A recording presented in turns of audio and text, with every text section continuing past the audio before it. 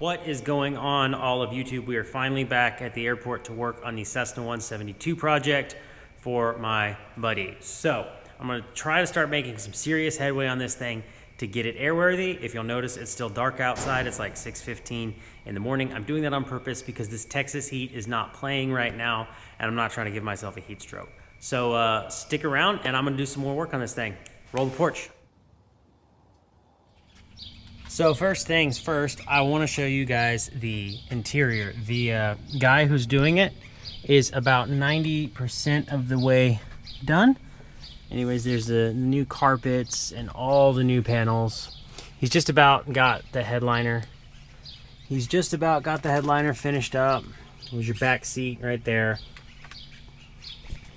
And then there is your front right there. He is gonna tape all this off and paint this black, so that'll be black like everything. Of course, here's the wiring for the Quasar tips and whatnot, so that's, you know, coming up soon.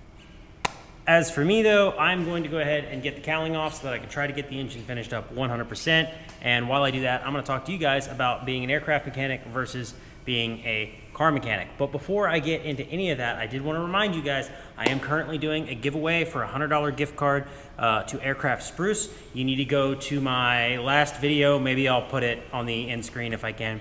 But you need to go to my last video where I announced that giveaway. You need to make sure you're subscribed and leave a comment on that video to get entered.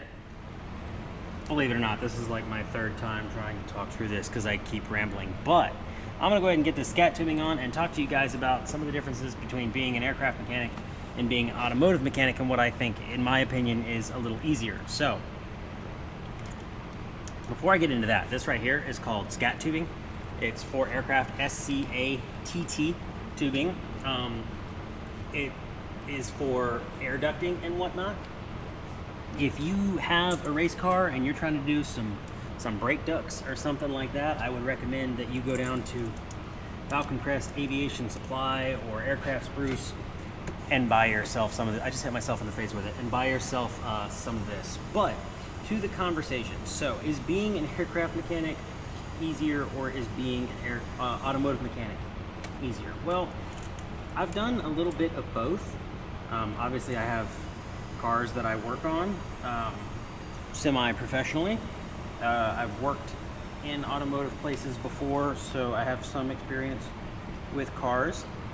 I'm going to say, if you compare general aviation aircraft, small aircraft like this, to cars, aircraft are, on the whole, a little bit easier. And I say on the whole because there are more complicated general aviation aircraft, like twin engine aircraft and things like that, or things that are pressurized, that have, you know, really advanced avionics systems on them. They can get pretty complicated if we're talking apples to apples, cars to planes.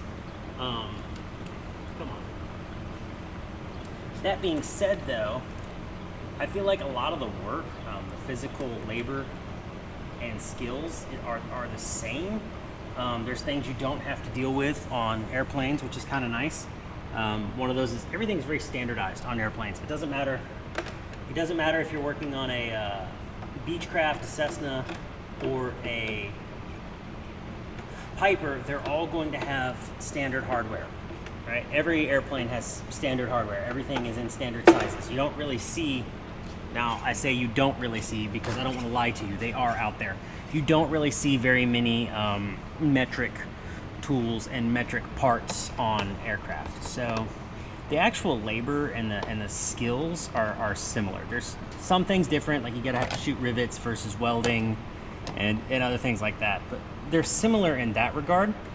I think aircraft, general aviation aircraft, are a lot more simple mechanically because everything is going to be direct reading. Everything's going to be a magneto, or it's going to be a component. So as opposed to cars, you know, where a lot of things are digital, a lot of things run through a computer, especially the newer they get. Some newer cars like my Tundra actually has a chassis control module, which does nothing but control all of the, you know, the chassis features and whatnot, like the seat heating and whatnot. And I think in that regard, cars start getting a lot more difficult to work on and a lot more complicated. But aircraft have their similar systems that you could compare it to. So, for example, aircraft have pressurization systems that have issues. They have de-ice systems, which can have issues. They can have, and even little airplanes, like you'd be surprised. There's some small turbine engine, like 210s that are pressurized, and there's Cessna 340s, which are small twins that are pressurized. So you're going to have a difference of systems that you work on, one versus the other, but skills are going to be the same. I think once you get outside of general aviation and you start getting into automotive mechanics, or not automotive, once you get out of general aviation and you start getting into wide body aircraft, or heavies as they're sometimes called, Part 121 and whatnot, those aircraft start getting really, really complicated, with dozens and dozens and dozens and dozens of systems on them, as opposed to this little airplane. It's fixed landing gear, it's one wing, and it's a little 6-cylinder engine from the 70s with magnetos on it, right? So what I think you should do if you want to make better money now is become an aircraft mechanic. A few years ago, I would have told you to go into automotive because there's more money in automotive. But now with aircraft pay where it's at, there's people making $50 and $60 an hour after 5 or 10 years of experience. That's pretty good. You're not really going to make that much money in a dealership. But that leads me to another big difference just in like the day-to-day. I know a lot of car and motorcycle mechanics will often work on bidded hours, if you will. So like my older brother, who's a Ducati and BMW master technician, he always worked on bidded hours. So if the job was bidded for 10 hours and he could get it done in 6, he'd still get paid for 10 hours, even though it only took him 6 hours to do it, right? Aircraft are not really that way. Aircraft are going to be a salary or an hourly rate. Even general aviation, your boss might bid hours for a quote, but you don't get paid bidded hours. You get paid an hourly rate to do the job. And even if you're in business for yourself, which like obviously I am, I'm working on this airplane for customers. Even if you're in business for yourself, then you're not really going to be making bidded hours. You're still only going to be making the hours that you work. So with all of that being said, and to answer the question you didn't ask, you're probably wondering why I chose to be an aircraft mechanic and not a car mechanic.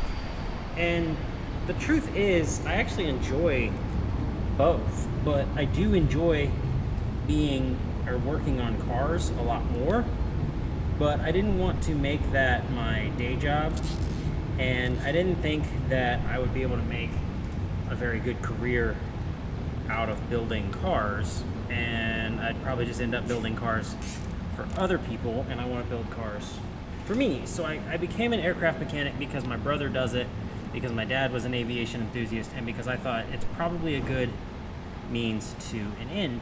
And truthfully, even though I'm not super passionate about flying per se, I do care very much about aviation, in the words of Howard Hughes, and I do enjoy being an aircraft mechanic. So I don't really see myself doing anything else with my life at this point. I hope that YouTube continues to work out and that I, am able to do giveaways and whatnot and make this a successful thing in the future. But with all that being said, I'm going to go ahead and shut up, and I'm just going to let y'all watch me work for the rest of the day. I might turn this into a 2-part so that I have something to upload next weekend, because next weekend, Gwen, the Miata, is going to my favorite charity car show in Austin. So I'm going to try and film that for you guys. So anyways, I'm going to zip tie all this up. I got to run over to my buddy's hangar and see if he has some hose clamps and some whatnot, and I will be back with y'all very shortly. And now comes that fun part of the video where you get to watch me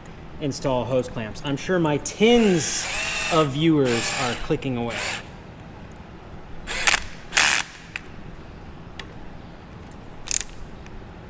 That one got a little warm. I'm gonna trim these down. I'd rather have bigger ones than ones that are too small. That's what she said.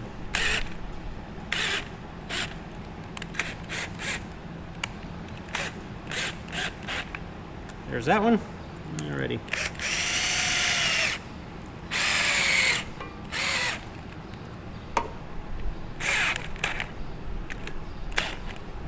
Oh, once I get these on, the engine is just about done. So once I get these on, I'm gonna go ahead and get the air filter on it.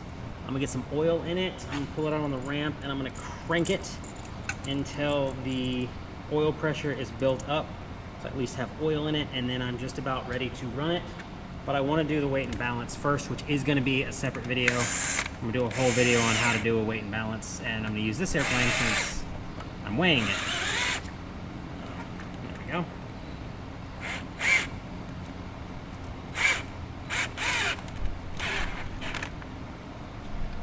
This one I'll install the rest of the way normally.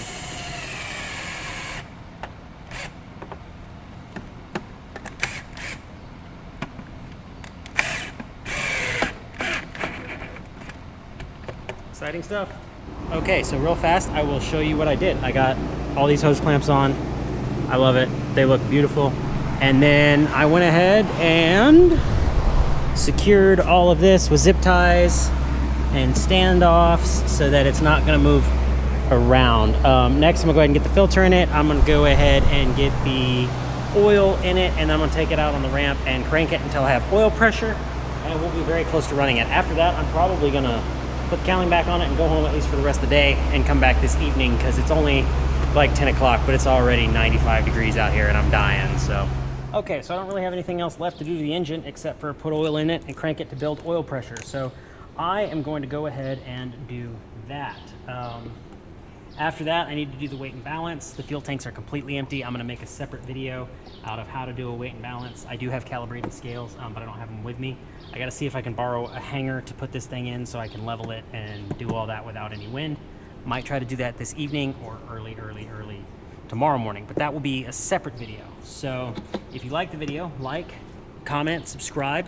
Make sure you head over to the, make sure you head over to Teespring, buy yourself a shirt or a sticker or a coffee mug if that is something that you want. And as always, y'all be easy. First couple of cranks, let's see if we can get oil pressure. So that was a resounding no. I'll have to pull the plugs out of it next time and try again.